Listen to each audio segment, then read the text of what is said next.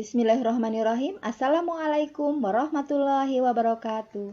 Hai, mari belajar biologi bersama Asi Susiati. Pada kesempatan pembuatan video kali ini, insya Allah saya akan membahas tentang sistem sirkulasi atau sistem peredaran darah. Apa sih itu darah? Darah adalah cairan jaringan yang dialirkan melalui pembuluh.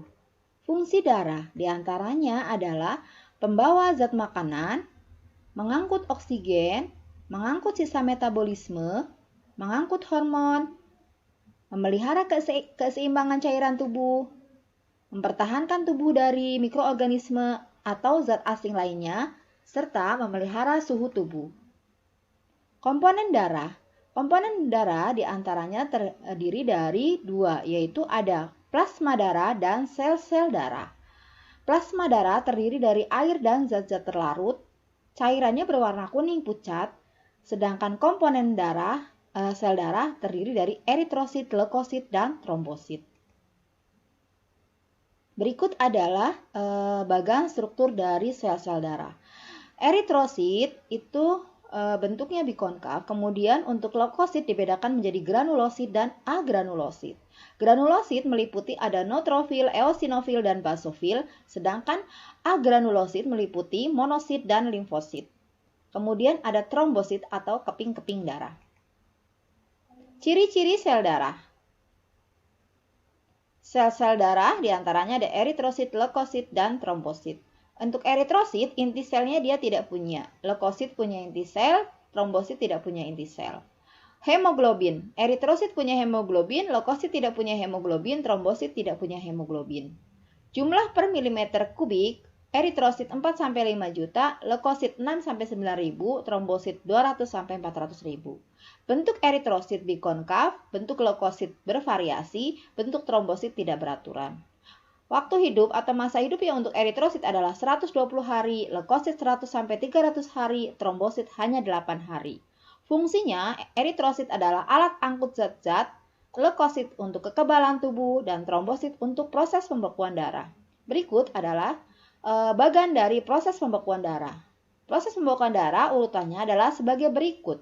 Pertama-tama, jika terjadi luka, maka trombosit akan pecah. Kemudian trombosit pecah akan mengeluarkan zat yang namanya trombokinase. Trombokinase nanti akan mempengaruhi protrombin dibantu oleh vitamin K dan ion kalsium 2+ membentuk yang namanya trombin. Kemudian trombin akan mempengaruhi fibrinogen membentuk yang namanya benang-benang fibrin. Jika benang-benang fibrin terbentuk, maka luka akan tertutup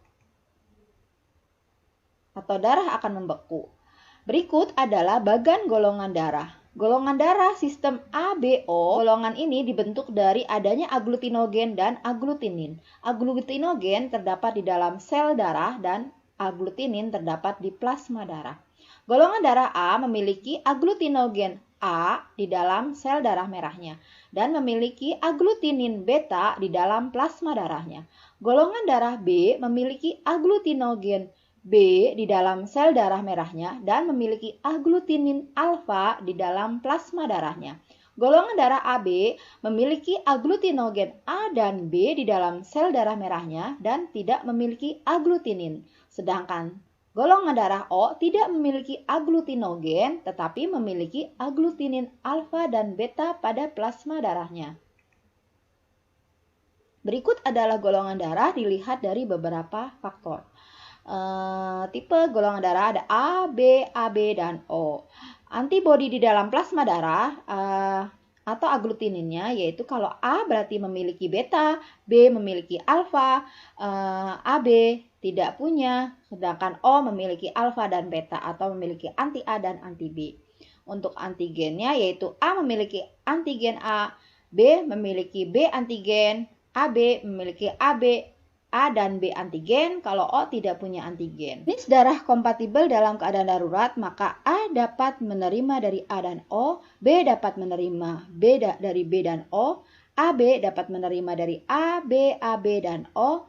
Golongan darah O dapat menerima dari O saja, tetapi dia dapat memberikan ke semua golongan darah, baik A, B, AB, dan O. Golongan darah orang tua kepada anaknya hubungannya, yaitu anak ditentukan oleh golongan darah orang tua. Jika golongan darah orang tuanya, misalkan di sini adalah A untuk ayah dan ibu adalah A, maka A di sini dapat berupa A homozigot atau IA, bisa juga A heterozigot, IA-I0 atau IA-IO, sehingga kemungkinan anaknya adalah A dan O. Berikut juga selanjutnya, untuk yang O dan O maka anaknya adalah hanya O. Untuk yang bervariasinya sama yaitu A dengan AB atau B dengan AB atau AB dengan AB, maka anaknya adalah A, B, dan AB sama ya. Begitu. Ya. Berikutnya adalah hasil uji golongan darah jika diberi serum anti-A, anti-B, dan anti-AB pada penggolongan darah. Jadi terlihatnya golongan darah A itu ketika tidak menggumpal ketika diberi serum anti-B. Golongan darah B tidak menggumpal ketika diberi serum anti-A. Golongan darah AB semuanya menggumpal, sedangkan golongan darah O semuanya tidak menggumpal. Artinya dapat memberikan ke semua golongan darah. Kemudian transfusi darah dapat dilakukan ketika golongan darah resipien misalnya AB plus, maka golongan darahnya dapat menerima dari golongan darah manapun. Kalau AB negatif, resus negatif, maka ya dia hanya menerima dari O negatif, A negatif, B negatif, AB negatif, dan seterusnya. Kemudian untuk yang kita bahas berikutnya yaitu tentang jantung. Jantung yaitu organ pada sistem peredaran darah yang berfungsi untuk memompa darah ke seluruh tubuh dan ke paru-paru agar darah terus beredar. Berikutnya adalah struktur jantung. Terdiri dari atrium kanan atau serambi kanan, atrium kiri atau serambi kiri, ventrikel kanan atau bilik kanan, ventrikel kiri atau bilik kiri, aorta, dan vena cava. Nah, ini adalah gambar struktur dari jantung. Jantung itu terdiri dari 4 ruang, yaitu ada atrium kiri, ventrikel kiri, atrium kanan, ventrikel kanan. Kemudian atrium kiri dan ventrikel kiri dibatasi oleh yang namanya katup bicuspidalis, sedangkan atrium kanan dan ventrikel kanan dibatasi oleh katup tricuspidalis. Kemudian ini ada aorta dan ini ada vena cava.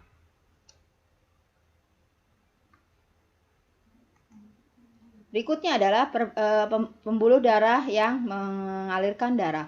Di sini ada arteri dan vena serta kapiler gambarnya ya. Ini adalah arteri, ini adalah vena, dan ini adalah kapiler. Pembedanya adalah di sini antara arteri dan vena, yaitu kalau arteri itu meninggalkan jantung alirannya, vena menuju jantung. Arteri dinding pembuluhnya tebal dan elastis, vena pembuluhnya tipis dan kurang elastis. Kalau arteri denyutnya terasa, kalau vena denyutnya tidak terasa. Kemudian arteri letaknya adalah di dalam tubuh, vena letaknya di dekat permukaan tubuh.